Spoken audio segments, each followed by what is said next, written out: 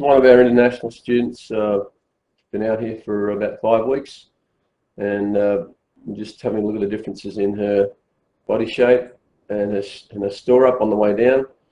In her old action, because she moved back a long way off the wall and got no shape, it obviously tries to make up the shape, it doesn't get across, got no coil, and consequently coming down, there's no store up in the wrists, so it's used at the flip with the right leg moving in and closing the gap up. You see the hips are a long way back, and so is the head, so basically the right axis in the left-hand one, much more on top of it, coiling on the way back, maintaining the hips forward, coming round with the shaft, storing up, getting back to impact or a bit forward of impact.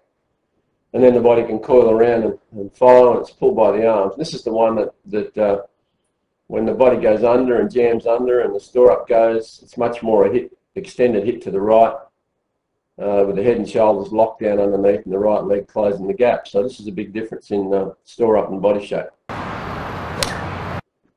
Okay, so to get store up in the swing, if anybody out there is having problems getting that store up on the way down, and not what they call casting, hitting early, chucking the club head, or an early release, then you have to trace it back to where the body and the arm start at the start of the swing. And obviously in these two, one's got a left-sided setup and the other's got a right-sided setup. There's no shape in the one on the right.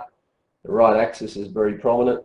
The first moves with the left side, left shoulder moving back under. There's a big gap under the right arm, and the left knee's moving backwards in attempting to get store up on the way down, trying to get back to that spot where she should be already, which is on the left. And this causes the underneath and the lack of store up. This one, obviously the coil, the club is starting first, it's pulling the arms and shoulders around, it's coiling up, the hips are forward. Now she's coiling up over the ball, and what we call covering the ball, and then down. The store up comes because it's coming around and the hips are staying forward. Through part just releases around with the body.